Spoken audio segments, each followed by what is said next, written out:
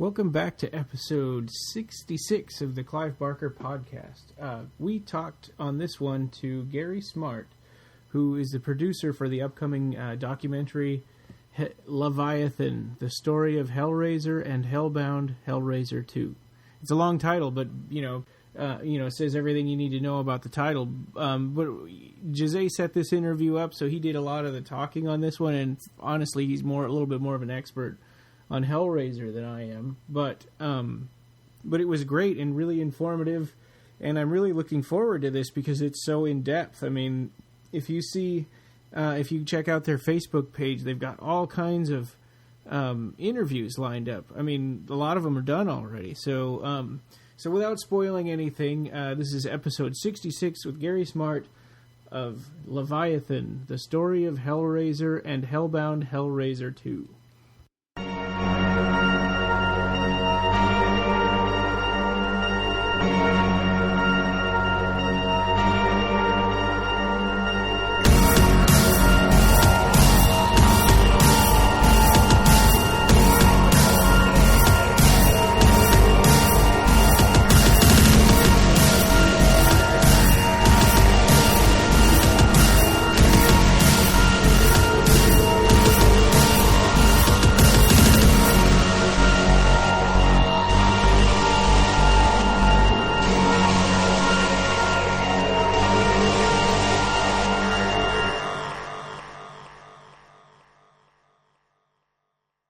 I guess first thing is we have news that there will be a U.S. edition of Lord of Illusions put out by Shout Factory. Yeah, that's going to be exciting. Clive hinted at this a while ago, didn't he? Yeah, he had said that they were doing another one of his movies, which, Process of Elimination seemed like pretty clear that it was going to be Lord of Illusions, but now it's been confirmed. Because Hellraiser is already Blu-ray, and the only one which wasn't in Blu-ray was Lord of Illusions. So yeah. And Clive has said that it will have both the theatrical and the director's cut, but he didn't say like one of them would be in SD and the other would be in HD, like what happened on the 101 Films UK edition that's come out. Right, and then that edition, if you pre-ordered it or if you already got it and you only found one disc inside, you need to contact them because there's been a mistake and there's one disc missing from some of the early shipped editions, I guess. Yeah, and they did a recall as well, and pushed the date back to March when it was originally February 24th. So I guess they'll fix that. Yeah. Still, that will be the theatrical in Blu-ray and the director's cut in standard definition DVD. But for the upcoming one from Shout Factory, it's going to be Blu-ray, I guess. I hope so. I mean, they haven't really given any details that I've read. Right. Other than Clive hinted at some stuff that they wanted to do, and then Shout Factory was like, well, we're not really ready to talk about the extra features yet. Just a quick thing. Do you remember if Clive actually mentions that it will be the director's cut, or if is that like... Because I'm just wondering, I mean, I'm just wondering if this will definitely be the Lord of Illusions director's cut. I think, Clive said it was going to be both, but he didn't say anything about, like, one will be in HD and or they'll both be in HD. He didn't really mention that. Right. So we don't know if they're going to run into the same problem that the 101 Films people did. Well, it says here that while Scream Factory has not released specific details on this upcoming special edition release, some details did slip out. And I'm reading from Rumorg magazine. Mm-hmm. They're saying, via Barker's Facebook page, the edition will have both cuts of the film, interviews, analysis, a profile of Damour traced through all his literary and cinematic journeys, and Nix knows what else. Yeah. It's going to be a whole new vision of Damour's world, all the way up to and including Scarlet Gospels. So it says here that this will be a fall release, tentative. Yeah. So that sounds good. We don't really know if we hope that the whole thing will be in HD. If it's going to be both cuts, I hope they don't do the same as 101 Films did, which will be one in HD, the other in SD. I mean, that would... I don't know. That's probably not going to be the case. Well, and 101 Films made it sound like that was the only choice that they had because they couldn't get a high-definition master for the director's cut from MGM. Warner Brothers. Or MGM, yeah, sorry. Right. So I don't know. I'm hoping for the best here because I don't think Shout Factory would do a release that would be equal to the one that 101 Films is doing. That would not make any sense to me. Yeah, and then the other piece of news we have is Nicholas Vince's Other People's Darkness just came out. So this is a follow-up book of short stories to his original What Monsters Do. So a second set of short stories. His book is out on Amazon. Yeah, it's pretty good. I've read half the book in one sitting so far, and I'm pretty stoked. It's very, very entertaining. I've only read 2 stories so far, and it caught my attention because the first story is what gives the book its name. Mm-hmm. And, no spoilers. So, it's about a person has something happens to them, and then their view of the world kind of changes dramatically. And with this secret knowledge, they have to deal with the situations that they come across. And the second story is very dreamlike. It involves 2 lovers that are in a car crash. It's one of those stories that after you read it, you go back and read it again, so you can see if it all makes sense. Because when you're reading it feels kind of like dreamlike, and some characters change all of a sudden, and situations are maybe something in what's going on. Maybe the narrator is not very reliable. So that's an interesting style for that second story. As for the other ones, I'm still reading it, so okay. I guess I'll come out with my own review of the book when I'm finished. And I got it, and I haven't read it yet because there's another book I'm reading at the moment. But yeah, I'm looking forward to that. We can actually discuss later if you want to. We can discuss the Chiliad meditation once we're both done with the book. That'd be nice. Yeah, and it would also be good, I think, to get Nicholas Vince back on here to talk about Other People's Darkness. Absolutely. So I'm trying to get it read as quick as I can because I want to... Okay, and also the paperback is out. You can also buy it on Kindle or paperback. Oh, I didn't know the paperback was out. That's great. I actually got it during the promotional... Me too. ...promotional time when it was free on the Kindle. Because of all the people who bought it, who got it, their Kindle edition from Amazon, Nicholas Vince actually posted that his book, Other People's Darkness, had climbed all the way up to some of the top lists of books on Amazon. Oh, wait, here it is. Free sales rank, number 3 in horror short stories, number 6 in fiction short stories, number 8 in fiction horror, and number 20 in short story single author. Yeah, that was great. I mean, that's what all the people getting the book, that's what pushed it to the top of those categories. So it's great to know that this book has been so well received. Yeah, that'll be good to talk to him again about that. Yeah, on a simple weekend, promotional weekend, there were a total of 386 downloads and 10 paperback sales. So at least 2 of them were ours. Yeah. It's a good book. Let's discuss it with Nicholas when we have the chance. After the news, here's our conversation with Gary Smart. Hey, this is the Clive Barker Podcast, and it's Ryan. Hello. And me, Jose. And today we got with us Gary Smart. He's the co-author and producer of Leviathan, the Story of Hellraiser and Hellbound, Hellraiser II. And thank you for being with us today, Gary. It's not a problem. It's always a pleasure. All right, so this is very exciting. For a long time, both Ryan and I have been itching to know more about this documentary. What can you tell us about it? How did this project come about? Well, it kind of started because I wrote a book about 4 or 5 years ago with Christian Sellers, and that was called The Complete History of the Return of the Living Dead. And we wrote that book, and then we were approached by an American producer who wanted us to write the documentary More Brains, A Return to the Living Dead. So writing the documentary kind of gave me insight really how documentaries work, in the sense of the interviews and obviously the editing of and transcribing the questions and whatnot, and also the flow kind of the kind of script that you create from the transcribes. Mm-hmm. So based on that, obviously, I had an idea, but I wanted to do another one, but as a kind of independent one, away from the sort of company. In the UK, I'm with a group of people called Cult Screenings, and we put on cult classic films in the city of Birmingham.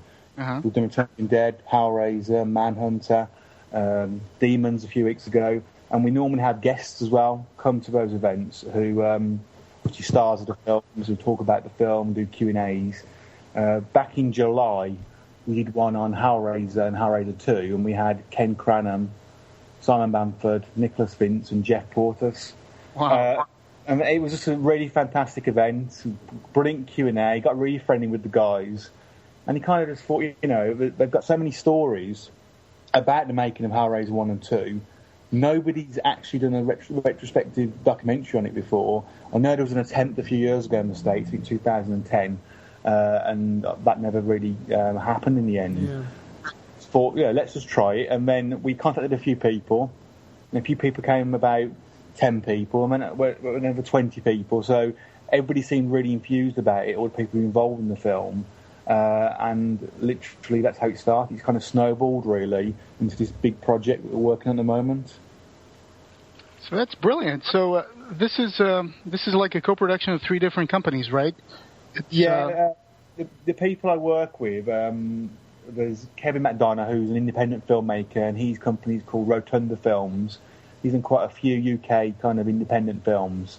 And the other company is Viper Films, which is Nicholas Helmsley, who's part of Cult Screenings. There's a lot of work for Kevin as well. And obviously my company is Cult Screenings UK, and obviously we put on film events. So it's the 3 companies coming together.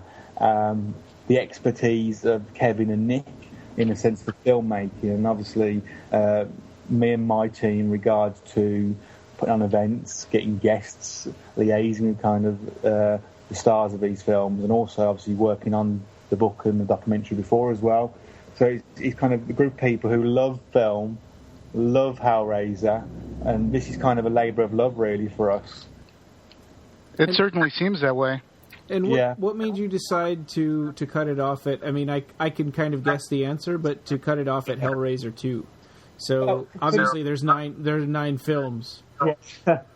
Well, for me, Hellraiser 1 and 2 are kind of one film. Mm-hmm. We obviously, as fans of the film, we know that it continues straight after Hellbound does, literally minutes after Hellraiser finishes. And for us as well, as Brits, we kind of see them as very British films as well. There's a lot of British crew and cast, obviously, are filmed over here. And in the 80s in particular, it was kind of changing the way British films were made, particularly the horror films, because you had the Hammer horror films of the 1960s, 70s, and it kind of went dormant a little bit, and obviously that was taken over by the American industry in the sense of Nightmare on Elm Street, the Friday the 13th films. So Hellraiser was something different. So, and obviously Clive Barker was very much heavily involved in parts 1 and 2. Mm-hmm. So we see, that if you tell them the story of Hellraiser and how it kind of came about, and the mythology, those 2 films really stand out as one film. And we have a mini featurette, which is about 20 minutes long, where we talk about Hellraiser 3 to 9. We do a kind of a rundown of the films, and kind of with Paul Kane, who wrote the book Hellraiser and Films and Their Legacy. Yeah. So we do talk about those. That's a separate kind of bonus feature. I just see Hellraiser 1 and 2 as being one story, the story of Frank and Julia and Larry, and that just continues, and it ends really, that story does, in Hellbound. Yeah, and it's really interesting because one time Doug Bradley said that Hellraiser 1 to 3, they were like the stepping stones, Cricklewood, Pinewood, and Hollywood. They were the So that was funny. And we had a lot of the Cenobite actors in the podcast, and they've always shared with us amazing stories. Like Simon Bamford went on about the ducks that were outside the studio that started quacking every time they were doing some kind of scene. So there's a lot of funny stuff that nobody ever knows about. So I think it's brilliant, all the work that you guys have been doing. I've been following your Facebook page and your website, and you got a hold of people so amazing and varied from the cast and crew. Sometimes I have to go and check out the IMDb page to know, okay, what did this person do? And I'm like, oh, wow, they're, So we wanted to really, my view has always been, same as Return of the Living Dead when we did the book, that, your main cast and crew, of course, but there's people on the set who witnessed, obviously, some of these interesting stories and have their own perception of these stories, who never get interviewed, But actually, they're really important to be on that set. But they're part of a legacy. They're part of the creation of these films, and they're just as important. I think everybody on a film set, especially when you're talking as a retrospective point of view, is as important as each other. I mean, when we talk to the Cenobites, they've got their own little set stories, and mainly they literally were wheeled onto the set, makeup room, straight onto the set, straight home. They didn't see what was going on behind the scenes in the sense of what someone like Robin Vidgeon would look at, or Clive McKee, who was the clapper loader, or David Worley, the camera operator. They get more of a wealth of stories, and obviously they all link together with people like Ken Cranham stories. Then, I mean, it's been quite interesting. Some of the stories have where we're told one story from one person, and it's completely contradicted by somebody else. Yeah. But again, that's memory as well, isn't it? These films are 30, 25 years old. So that's a bit of fun as well, to be honest. Listening to different people's views. Yeah, they're 25 years old, but they're still attracting a lot of people. They still make a lot of people do projects like you're doing. What do you feel about, should I say, the upcoming project that's trying to be developed? That they're trying to remake Hellraiser, that they say the effects are dated, that the acting is dated. How do you feel about that? As a Hellraiser fan, we always talk about that here on the podcast, and we have strong opinions about it. What's your opinion about that? Yeah, I mean, sometimes I think remakes, aren't that bad. I mean, I don't have a major issue with remakes because it's a different filmmaker's view on the film and source material. It's also a different generation of fans, and most times what happens is when you have a remake, new generations will revisit the old films as well, which is obviously beneficial for those films as well. But, I mean, for people saying that Hellraiser dated, I don't think it is. I think the effects, the practical effects in Hellraiser still stand up today. I think, they've got the 80s feel and they've got that kind of practical effect look. But that's all the fun of Hellraiser, really.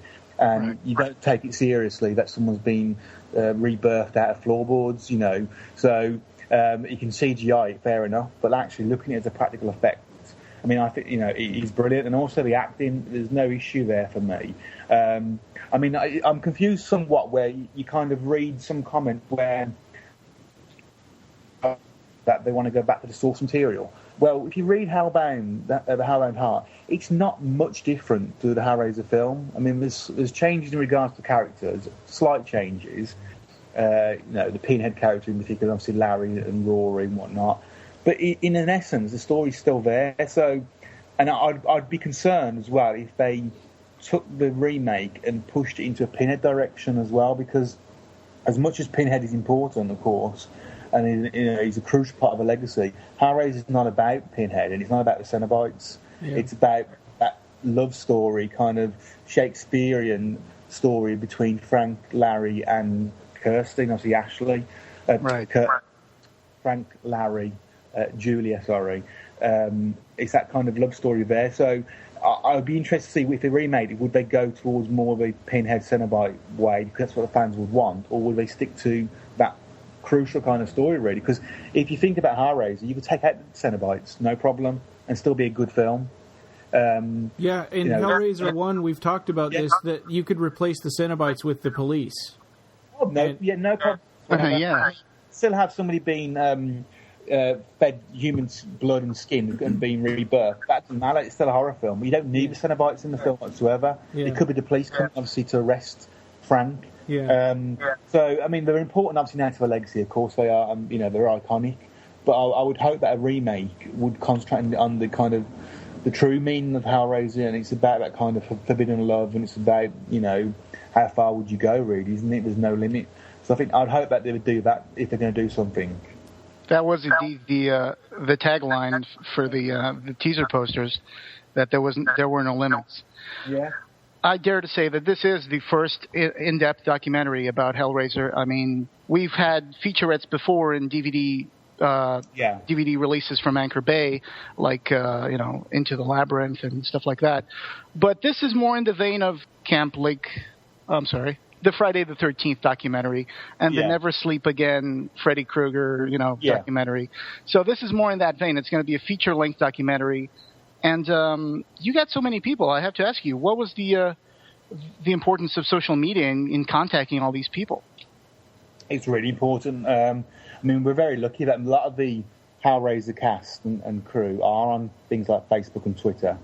So that's really kind of, that helps massively in gaining kind of guests. To be honest, the biggest issues we've had are the people who've have agents where we're not speaking directly.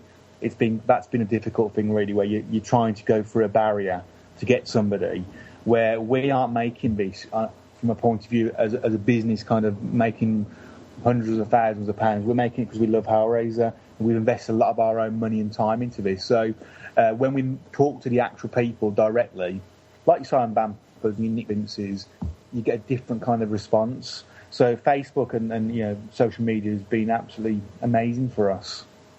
It's been the same for us as well in this podcast project. Yeah, it's been crucial for us.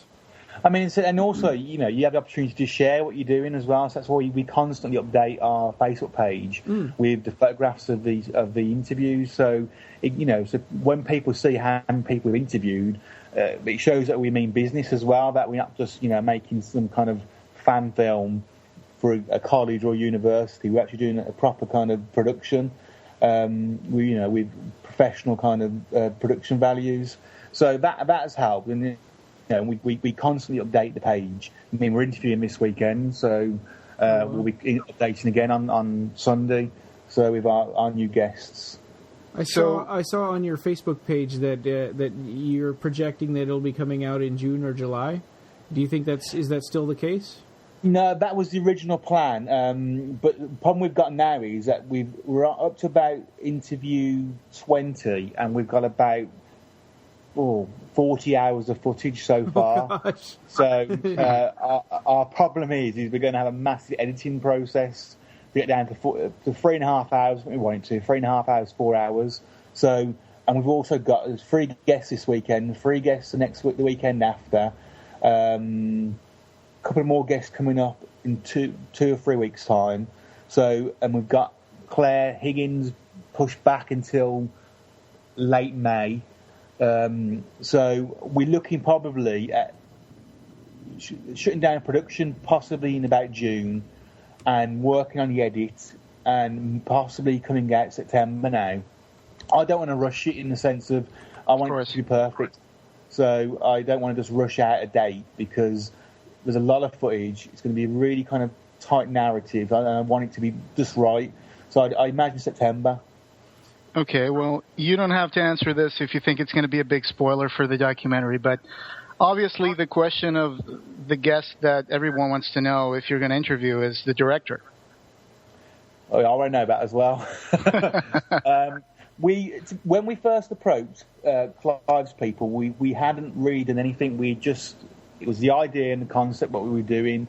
And obviously there was a documentary going to be released in 2010.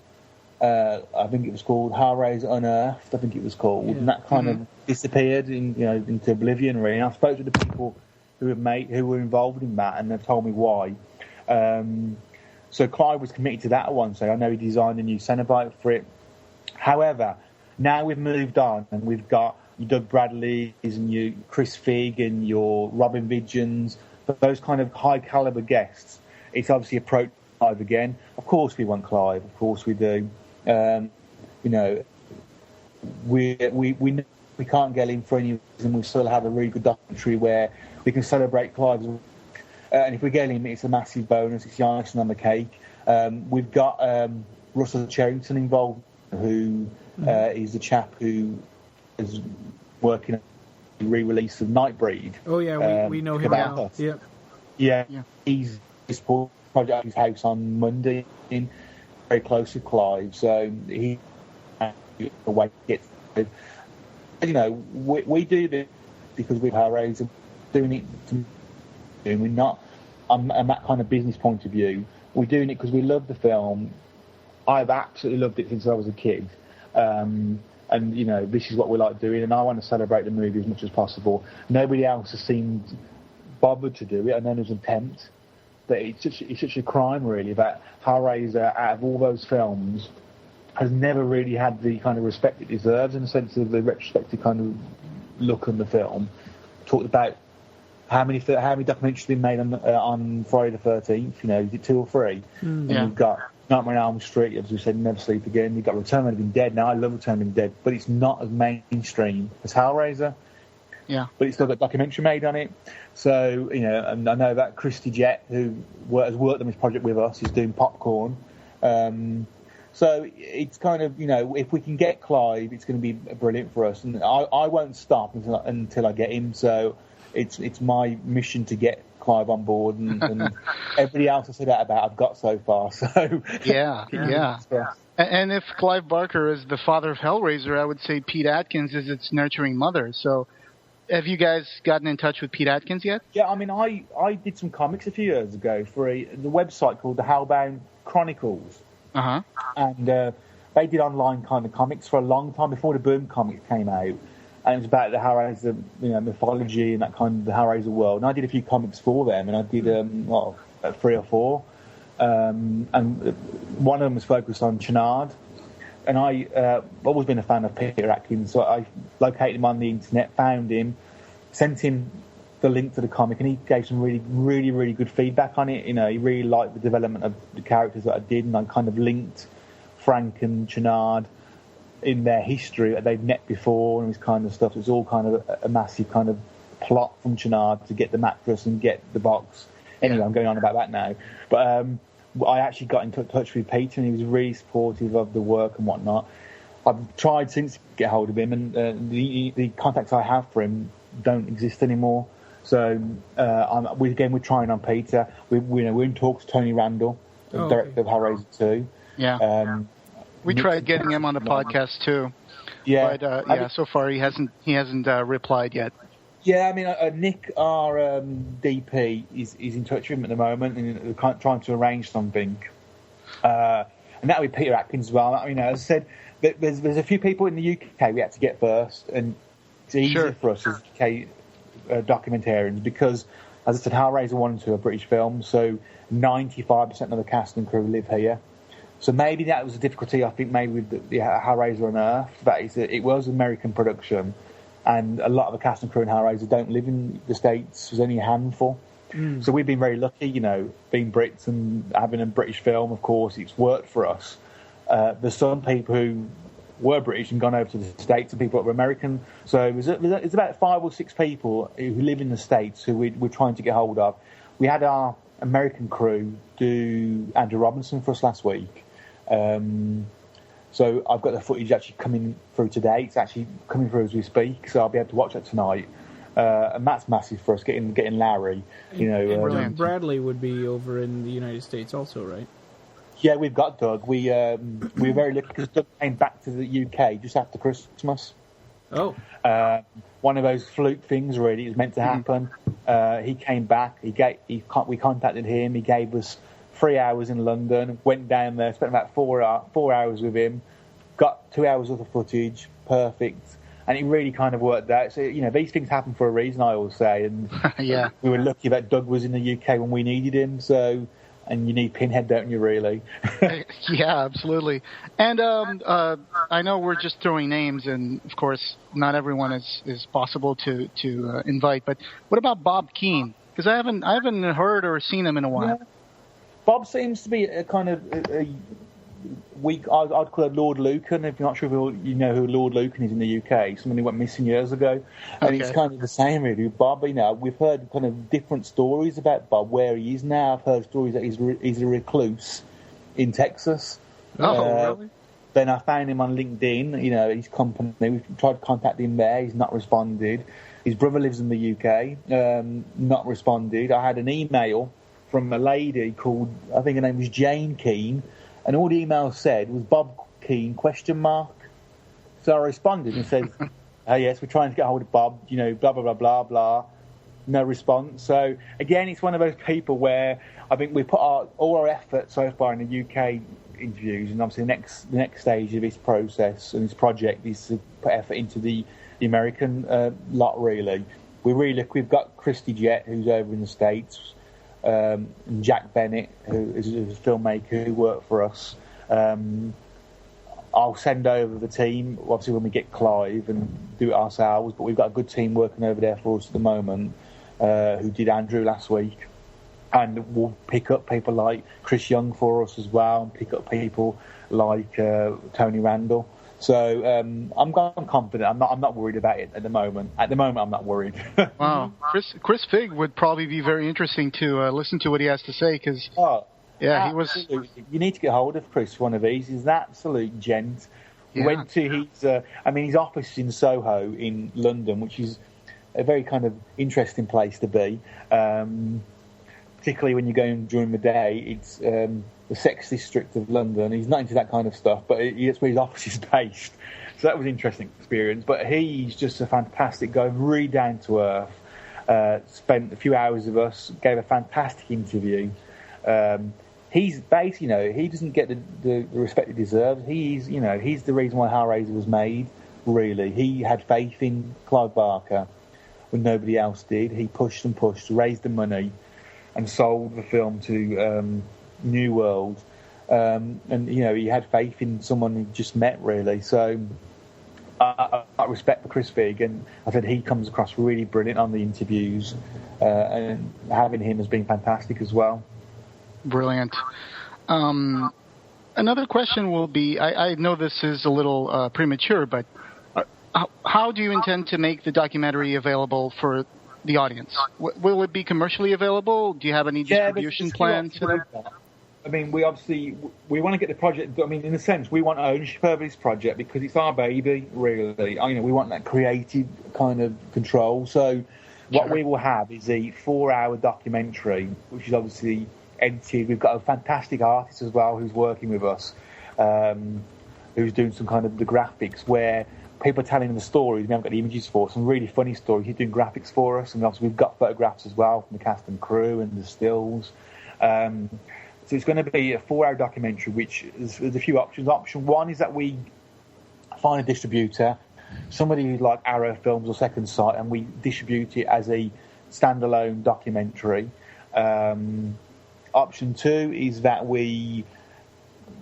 if the success, obviously, if there's a remake of Hellraiser, you never know, there might be re-releases of the Hellraiser 1 and 2, and we contact someone like Anchor Bay or Lakeshore, and have it as a bonus kind of documentary feature, like we did with More Brains. More Brains was sold in the UK, Second Sight Films, as a bonus feature, so you get More Brains you get Return of the Dead on Blu-ray, and you get the 3-hour documentary on Blu-ray as well in the same package. But it will be released as a standalone 4-hour documentary. So, or we do it independently. We've looked at the costings, and it's quite reasonable to actually produce a limited run of these DVDs and Blu-rays and distribute them as an independent source. So there's going to be various options, really, I think, for people. Perfect. Wow, a 4-hour documentary. I can't wait to. I'm really excited about this. I guess anybody who's an Hellraiser fan out there is probably just rubbing their hands with glee and going like... I mean, it's going to be 4 hours, and then it's going to be another 16, well, probably more than that, 26 hours plus of on the cutting room floor. So that's going to be funny. My God. That's going to be fun. But then again, some of the stories are going to be repetitive because people are telling the same stories. So, right. But it's how we edit it together, really. It's getting that. I want to get as much people in as possible to basically share their stories, really. So it's going to be fun. It's going to be stressful. All I have to do is do the script edit, which is probably the easiest bit. Nick and his team have to do the actual physical edit, so good luck to them. Yeah. Do you guys discuss with the actors like some of the myths around the movie, like scenes that were never recorded? I know a lot of people out there. This keeps popping up time and again. The Cenobite surgeon scene in Hellbound, and even though people like Barbie Wilde, Doug Bradley, Peter Atkins have all said on the record that scene was never filmed, somehow people still, every time Hellraiser gets a release, people are going to be like, is this one going to include the Cenobite surgeon scene? And it's like, So do you guys also discuss that kind of stuff? Like, yeah, of course we do. I mean, we've talked about that. I mean, we get the same stories, to be honest, in the sense we've spoke to Doug, Nick, Simon, Barb, that scene, and we've had the same kind of story where there's no footage. But then when you see footage, I mean, I've seen kind of stills online, not actual photographic stills, but like kind of stills from video. So they reckon they turned up on the day, they did a couple of shots in the costume, and they worked out, well, actually, it was going to be too expensive to do the actual effect that they wanted. I think the effect was Pinhead, there was two surgeons, and you probably know the story, and then Pinhead started coming out of the surgeon's face and out the mask, and he turns into Pinhead. Doug says he turns up on set just wearing a mask over his face, and it's obvious he's Pinhead underneath it. So the effects wasn't there, the money wasn't there to do it, so they just gave up. I mean, it's the same as there's a scene we were told about, which is, and again, fans will know, about the facelift of Chatterer. Sure, You see Chatterer in a different form. Now, Cliff Wallace, who worked on the special effects, he said he actually designed a helmet that went over Chatterer's head, which had the box decorations on it, went over his head and transformed his face. Because of the expense, it was never filmed. Now, we've got our artist to replicate that, and he's done a nice design where it's the box over his head and there's all the stuff going on. So there's loads of stories like that what have come out on Hellraiser. And the fans know some of them. And there's more interesting stuff as well. I mean, the best one we've heard, which is a myth, if you read it online, it tells you a lot about the neck injury of Ken Cranham. You know, it's all over Internet Movie Database and Wikipedia that Ken Cranham hurt his neck and then didn't film most of the scene. He only filmed one day in Chenard makeup. Now, that's been out for years on the web. Ken Cranham denies that completely. Ken Cranham says he hurt his neck. He had one scene shot where it was the stunt guy. Every other Chenard scene is Ken Cranham. So that's an interesting thing, really. And everybody else is saying it as well. You know, they're going, Ken Cranham's, he's this actor. He's not going to not do this role. He hurt his neck for a few days and came back to set then. So that's one of those myths, what you kind of read, and then it's completely contradicted them. By the people who are there. So I've heard of that, and there's definitely a scene where you can tell it's not Ken Cranham in the Chenard makeup. And Ken says that. I think there's a scene when he comes through the doors in the hospital. Now, and then Ken will say, "Why would I do that? I'm an actor. I'm not trained to do that. Coming through big windows and whatnot. That's fair enough. But some of the stories out there is that Ken only did one day in Chenard makeup. That was it. He was quite upset actually about that story when we showed it him. And there's a really funny story as well, which Ken he's convinced that when he had his makeup done, he had straws up his nose when he had the live casting done. Everybody else is adamant that does not happen in films because it's unsafe. It's something that happened in the 1950s and 60s, and professional people wouldn't do it. Ken Cranham adamant it was done. So there's quite a lot of humour in the documentary as well, where you've got one person completely convinced something has happened, and then everybody else going, no, it didn't. So we ask the kind of interesting questions that we know the fans are going to want to know, and obviously that includes the surgeon scene, includes the facelift scene as well.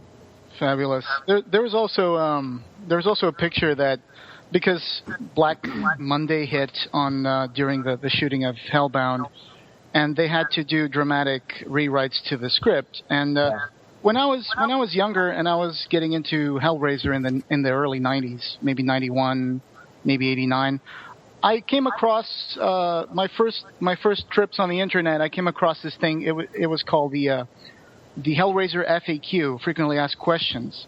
And this was a document that goes back to the days of BBS, like bulletin board services. Yeah. And I printed that out. I still have it. It was compiled by a guy called Mario Moeller and another guy called Carl Paulsen. And so this was the first time that I read, because at this point I had never read a script from Hellraiser, because we didn't have those things unless you bought the whole script, the physical script. That's one of the things that the internet spread around, was that nowadays you can find a script for a movie anywhere. Oh, yeah. But this was the first time I printed this out, and I remember reading the deleted scenes that were the missing scenes and things that were different in Hellbound and how it was dramatically changed. This was all in this frequently asked question document. I think it can still be found online, and that's where I found out that there was that Julia was supposed to be the recurring villain from then on, and how she was supposed to come up in a black dress out of the mattress in the last scene. Yeah, instead of the torture pillar. And a picture of Julia in the black dress actually does exist. Yeah. I mean, we've talked about that with people as well.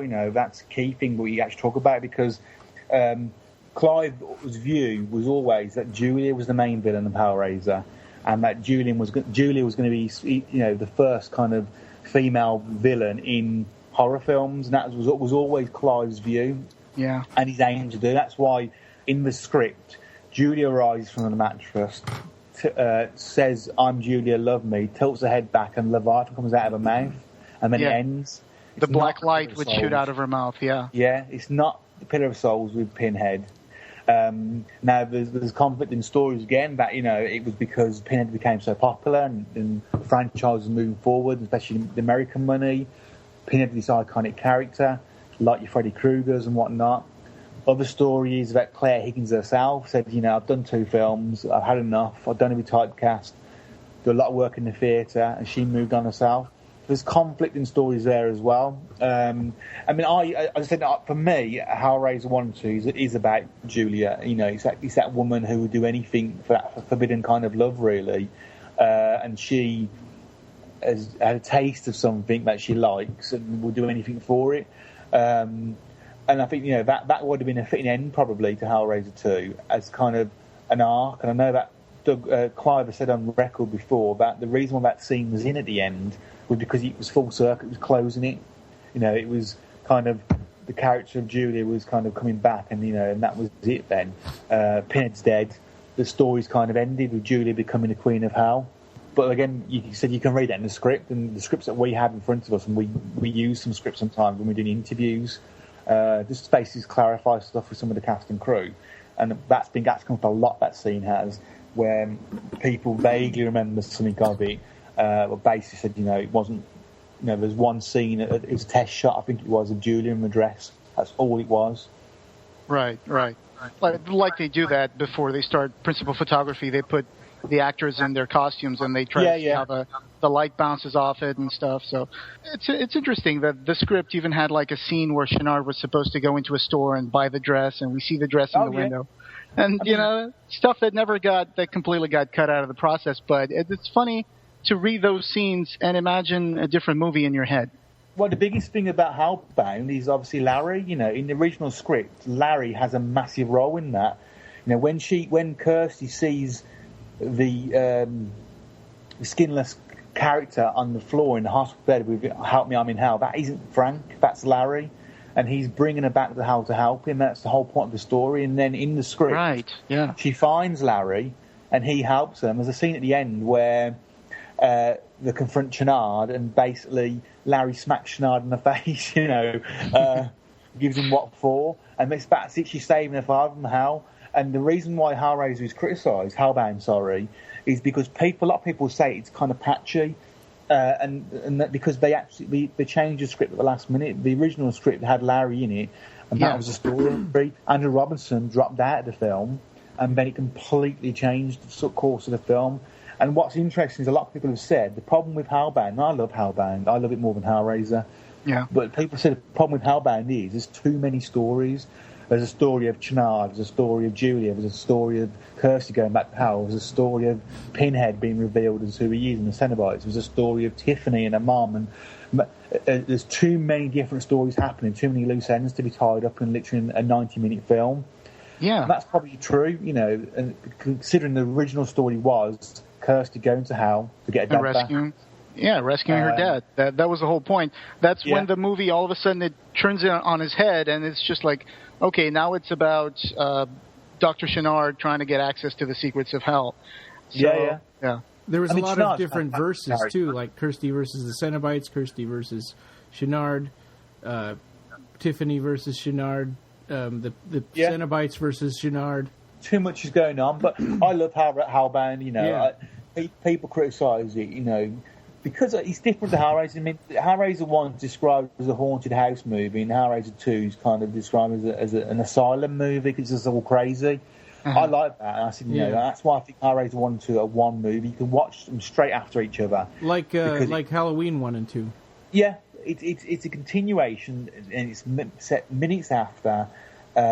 It's one film, and it changes. Of course it does. When you're going into hell, and the hell's going to be different. Obviously, being in a haunted little house with 5 or 6 bedrooms and a big staircase. But I haven't got a problem with that whatsoever, and I think it works, and I think Leviathan works, I think the Labyrinth and Chenard, I think all those are really strong elements of the film, and Chenard's a fan favourite, isn't he? So they did something well. It's still got that following today, and it's a cult film. Hellbound, Hellraiser 2 is. Yeah. And there's the whole introduction of the Leviathan concept, which kind of goes into one of the questions that we got posted on our announcement. Ryan, would you do the honors? Diego Bush on the official Hellraiser page said, "Who is Leviathan?" I don't know if that was supposed to be a joke or. we can discuss what does the concept of Leviathan stand for, I guess. Yeah. I mean, Leviathan's it's a mythological monster, isn't he? He's a sea monster in mythology, isn't he? Leviathan. Yeah. I mean, we chose the Leviathan as the documentary title, obviously because of Leviathan, the ruler of hell, but also because it's a powerful force, isn't it? That's the whole point of it. That isn't hell as we see, the heaven and hell in Hellraiser. It's not kind of, you've got God upstairs and the pearly white gates, and you've got hell and fire downstairs. It shouldn't be called hell anyway, I don't think, because it's a different dimension. It's not. That's why it's cold, and that's when the cinematographers and the production designers came with the concept of hell in Hellraiser 2. They did it deliberately to be cold, to be completely different to what we expect to be. There's no demons rising and fire and there's torture and whatnot, but it's meant to be a different dimension, isn't it? I think Leviathan is just kind of this force, which obviously is the ruler of hell, and obviously he wants Chenard, he wants Julia. He's a giant diamond in the sky, which is strange, and considering that the Lambert configuration was designed in the 16th century, and suddenly it resembles the Leviathan. But maybe hell's that order, isn't it? In the Hellraiser films, it's about obviously the Cenobites are order of the Gash. They're very kind of militarized. Chenard's militarized. He comes in, takes over, he'll start his new army. And maybe that's what it is. It's about having a kind of symbols and whatnot. But then again, it's kind of, who do you ask the question to? Is it Peter Atkins why he chose Leviathan to be the ruler of hell and not a big demon? But again, right. Yeah, and then in the original draft of the script, actually, Leviathan was supposed to be a pulsating glob of something, like a glob of organic material, and then they turned it into that refined diamond that we see floating in the sky. So, some choices were definitely improvements from draft to draft. And what you said before about hell, I mean, not being the Judeo-Christian or the Christian hell, I think that's where a lot of the later sequels got it wrong.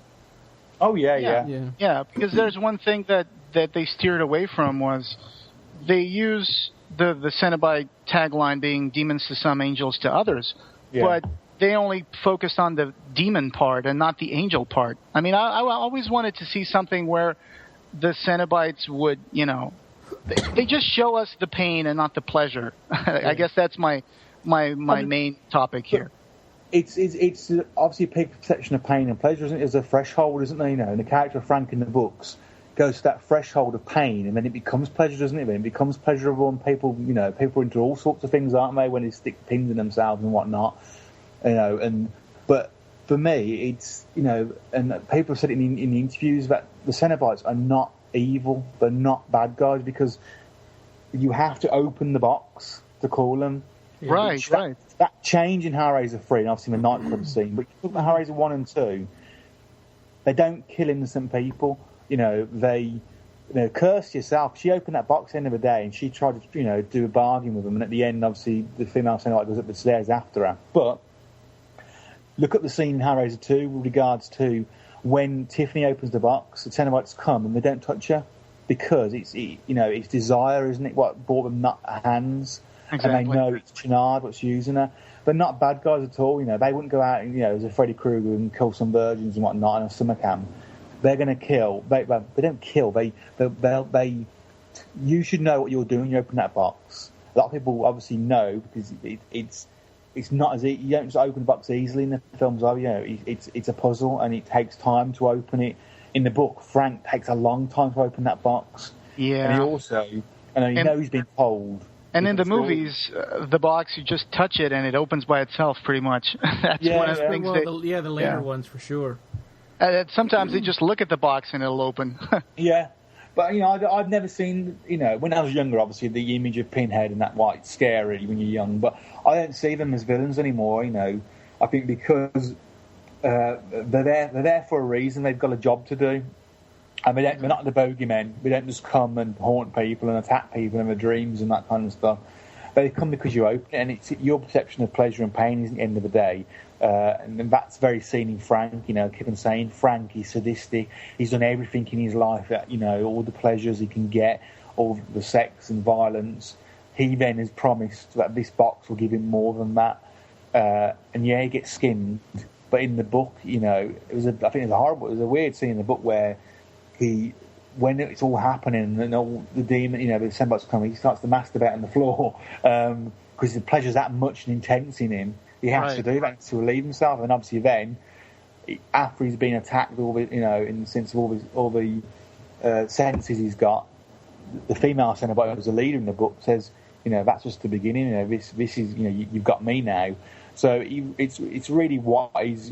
Hell, isn't it, really? And what's pleasure and what's pain? I think that's the whole point of Hellraiser. Again, there's no limits. Yeah, they say they're a condition of the nerve endings. Yeah. Conditions of the nerve endings, the likes of which your imagination, however feverish, cannot hope to evoke. I think that was the actual line. Yeah. I know that by heart. Clive is about to release the Scarlet Gospels. The Scarlet Gospels will be the definitive end-all for the mythology of Hellraiser, because now he says that he's going to finally show us the Cenobite city and how they connect to fallen angels, and I think Jesus and Lucifer will be in the book as well. So it's going on a direction that I didn't expect, but at the same time, he's going to go back to the notion of Judeo-Christian hell, apparently, but only Clive can pick that thing up and turn it into something completely new. Yeah, it's Clive's baby in the day. No, he's the creator of Hellraiser and that mythology. We know that Pinhead wasn't actually in prop as we know him in the book. There's a Cenobite with pins in his head and on his tongue, but the lead Cenobite is the female one who sits on the throne of tongues and whatnot, skulls, and when she's got tongues on her legs and that kind of stuff. Yeah, he's the only person that I think should be developing that mythology. Really, he's the only person that should end it as well. It's his, 25, 30 years ago, it's his concept. I know he's involved with the Boom comics. I like the comics, but I'm not particularly fond of how direction's gone really with that. Right. Elliot coming out, and becoming this kind of. And Harry Moore becoming Pinhead, and and also obviously Kirsty becoming Pinhead as well.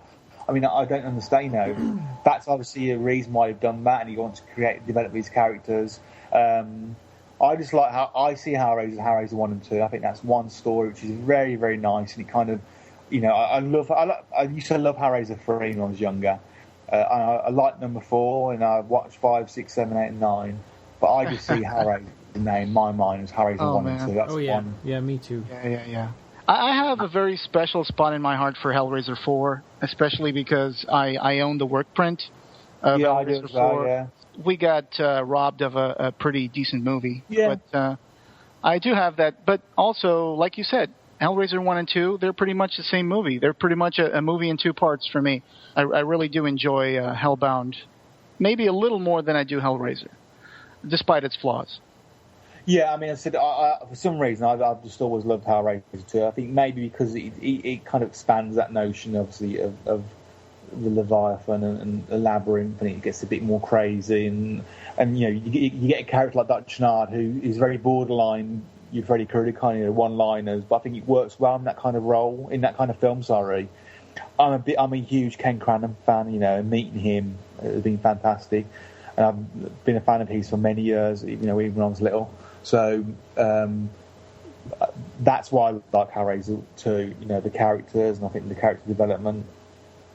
And also, I don't mind them revealing a bit of Pinhead's background as well. I think just enough was revealed in Hellraiser 2 Maybe too much in Hellraiser 3, but I think in number 2, just enough was revealed that they were human.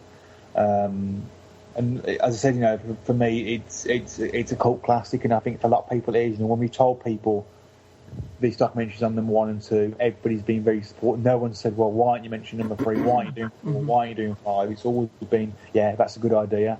And the cast and crew all said it as well, good idea, you know, so...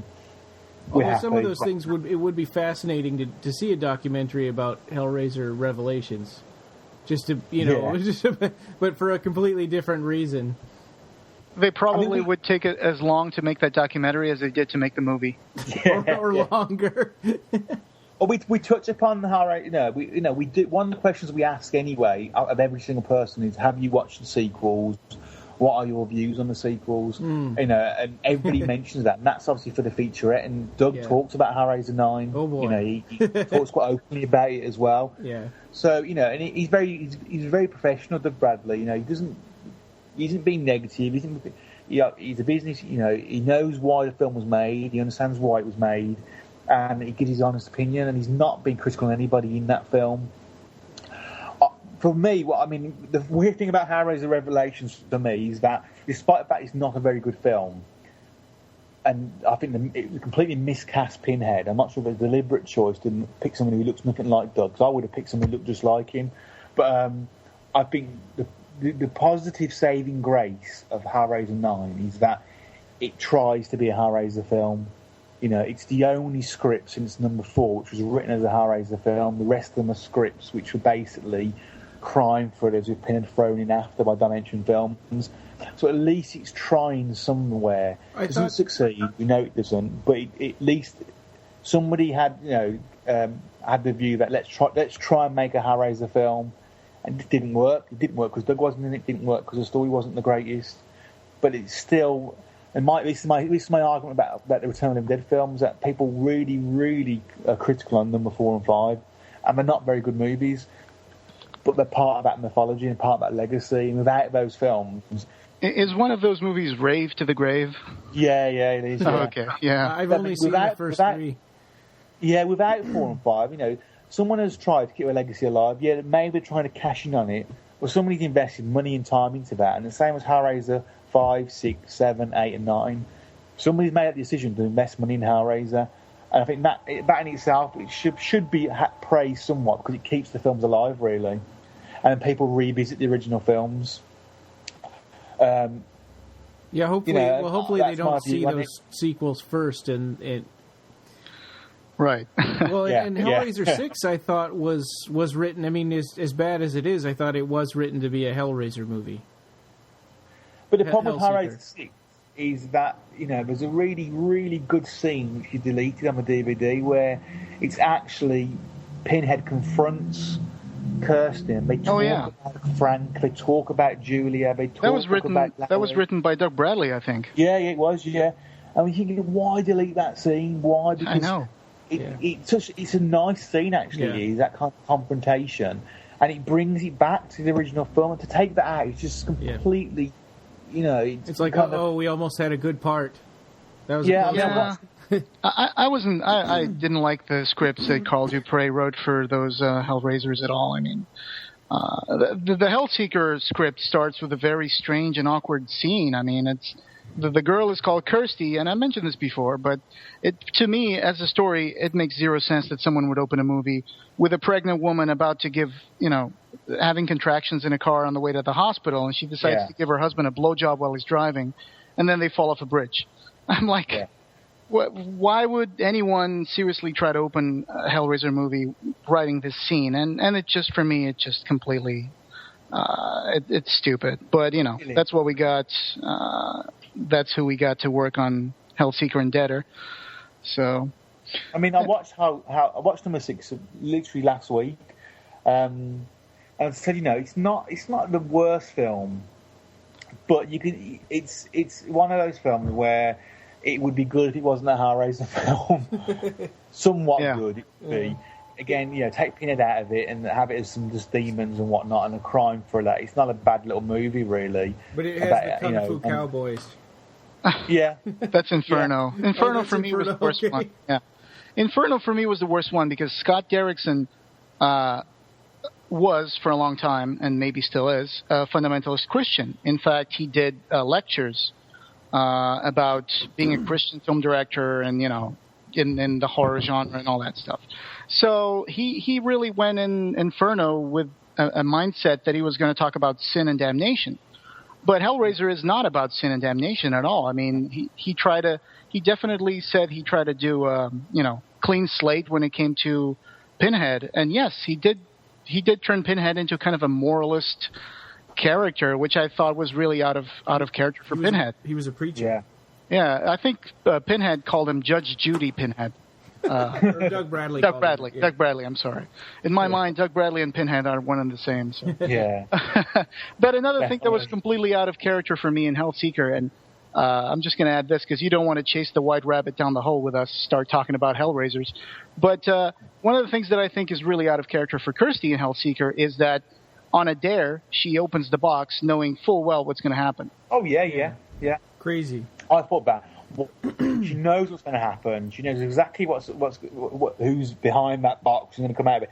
And she's lost her father. She's lost even Kyle. She liked in her Hellbound. She had all that kind of trauma, and she still opens it because her husband's got a camera on him, and he's saying, "Go on, open it."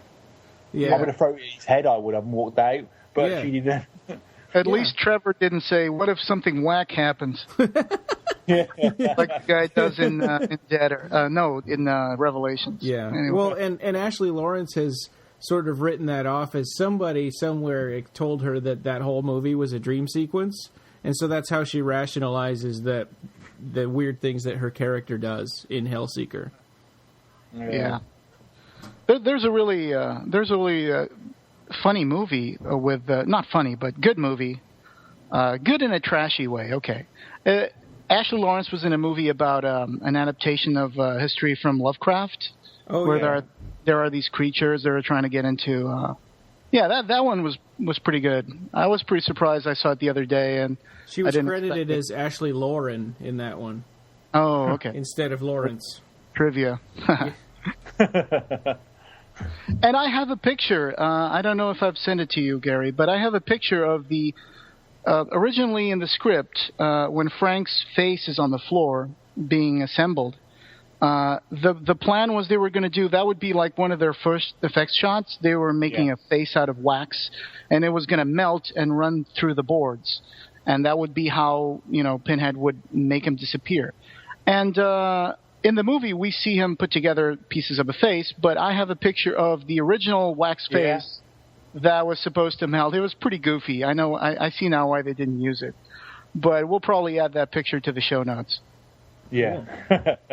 I mean, the face that they do show, he's a bit goofy himself because the eyeball's still intact in the socket of Frank. So, I mean, I know about the stories about that as well. That wasn't Pinhead's hands. That was Simon Bamford's, and he was reconfiguring the face. And there's stories that they used the wax, and then they used actual. Animal guts and pieces, and then they couldn't use that. I mean, there's little stories about that which we've covered in the documentary as well. About that one scene, you've got Nick saying it's his hands, Simon saying it's his hands. So it's kind of There's one scene where Dr. Chenard is hiking up Julia's skirt, and we see her bum. Actually, those are Nico Vince's hands, and that's little John McCormickan's thigh. Yeah. So it's a dude with another dude. Yeah. So there you go. Yeah. That's funny. Funny stuff that people have no idea. It's just amazing. Oh yeah. I mean, I'm glad that in the script, that scene is a bit more explicit, really, isn't it, between Chenard and Julia? Yeah. I'm glad they didn't do that in the film. Of course not. That would be interesting. Yeah. Well, and it's funny that kiss is like the thing that people object to the most out of that whole movie. I think if they would have read the script, it would have objected a lot more, I think. But it's weird, isn't it? I know that Ken Cranham objected to it as well, because apparently Deborah Joel, who plays Finless Julia, had a cold at the time, had the flu, and he had to kiss her while she had the flu, so he wasn't very happy about that. Oh. I think I have a picture of Deborah Joel without makeup. Yeah, we have one as well, yeah. Oh, okay, a black and white photo, okay. Yeah. Yeah, so... Do you have any fan audience questions? So Craig Reese asks, he said, what is your personal idea of hell? And what was your first thought when you saw Pinhead for the first time? My personal thought about how? Oh, God. Probably going to work every day. That's probably hell for me. It's hell for me doing these interviews on a weekend and then going back to work on a Monday. That's the worst thing. Oh, my God. But Pinhead, I mean, I've got the image of Pinhead from when I was little, going to kind of old video stores and seeing the cardboard cut out in a video store of Pinhead. And that always, it's really weird. When I see that image, the original poster, I always have a flashback of being in an old video store where I used to live. And I feel Pinhead's very 80s as well. It's really weird. I think 'cause it kind of sums up that era, doesn't it, really, of the 1980s video nasties and the kind of way horror was changing. So, I mean, he's an iconic character, and obviously that's why he became the poster boy, really, isn't it? That's why he's become massive. You know, what a fantastic image to have, and a fantastic makeup by Jeff Portas. So, yeah, I mean, it's always kind of been, you know, kind of a shock factor when I was like, now I've got 2 busts of Pinhead now in my house, so I see him every day. Cool. Yeah, I saw there's a cover, a VHS cover image that has the Cenobites, and then at the bottom says, "Banned in Queensland, may cause offence." So, yeah. I know there's that image that you sent me as well, which I've seen before, where the Cenobites have all been blacked out, haven't they, their outfits? Yeah, that's from, I think the Japanese Blu-ray cover had that, and I found the image without the letters. And someone did go and I think some of it is painted over with like an airbrush, but others you can tell that it's photoshopped and they used parts of other parts of the costume to place the wounds. Creative. Yeah, they've taken bits of different parts of the outfit, haven't they, and plastered over the exposed bits. So it's quite interesting, isn't it? It's fascinating. Yeah, all these little things. And Fernando Mancinelli says, will it be out on DVD or Blu-ray? And we kind of touched on that a little bit. I guess my thing would be, hopefully, that we get a multi-region release so that we can get it in the United States also. Oh, we would definitely do a multi-region, 100%. You know, we know that we have, you know, the Hellraiser mythology is huge over in the States, you know, and I being a fan of these kind of documentaries, I've been slightly annoyed when the US have released them on Region 1 when, you know, we can't get them over here. We have to see them more. So I think definitely multi-region it needs to be. And I said, you know, Blu-ray is on the cards as well, so it's obviously working out a production kind of deal and distribution deal with somebody to get on Blu-ray. I'd love a Blu-ray. I'd also love a limited edition kind of steelbook where we work with Graham Humphreys, who's a fantastic poster artist. I'm sure a lot of horror fans will know who he is. He designed the UK release posters of Nightmare on Elm Street, The Evil Dead. He does all of our event posters for our screenings. I would love to see his interpretation of Hellraiser. He's an iconic British artist, and I'd be interested to see what he can come up with for us for a cover for Leviathan. So that'd be interesting as a limited edition kind of sleeve, steelbook Blu-ray or something. That sounds like wonderful news. I mean, obviously you need to finish it first, but that sounds very, very promising. I'm really looking forward to getting my copy. Yeah, I always think ahead, you see, on things. So, I have that vision in my head of what I want and the end product, and I work backwards a little bit sometimes, just so I know that, what the end goal is going to be. We always say this documentary would be 4 hours long. It would have the bonus features. It would be about concentrating on the love story element as well as the Pinhead character, getting to the bare roots of Hellraiser, and that's obviously how we've gone about it. Really, when we've done the questions, we've really looked. We've got a very good narrative on the questions and structure, and it helps regards to the interviews, to be honest, because we can structure it and we can have breaks in between the sub kind of plots, what we're doing. So it's working backwards. So we've always had what we wanted the end result to look like. And obviously, it's just basically trying to do our best to achieve that, really. Sounds wonderful. Yeah. Sounds wonderful. Thanks again for being with us and allowing us some time to talk about your documentary. Wishing you guys all the best. Coming out sometime in the fall. We're hoping, right? Yeah, as I said, continue to check our Facebook page out, Hellraiser Documentary, and also our website, Leviathan, Hellraiser.co.uk. That all the updates go on there. Every time we interview somebody, we'll update it with some photographs, and we'll release some trailers soon as well. All information regards distribution will be on there as well.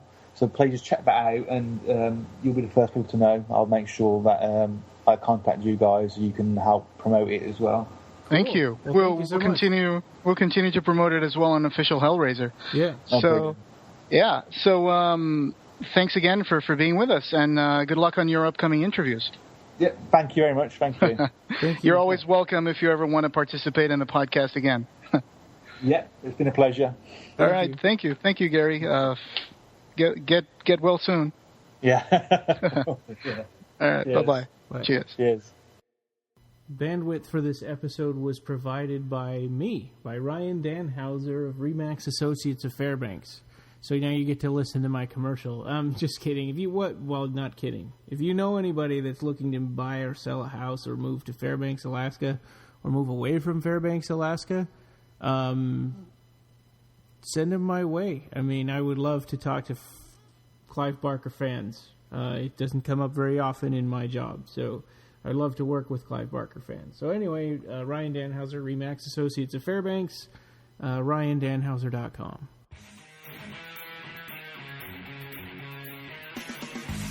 You can reach us on the web at www.clivebarkercast.com. Leave us a review on iTunes.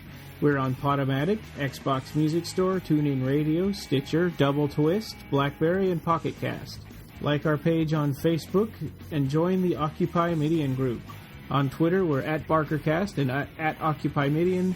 The forum is www.clivebarkerfans.com/forum. Opening theme by Colin Lakativa.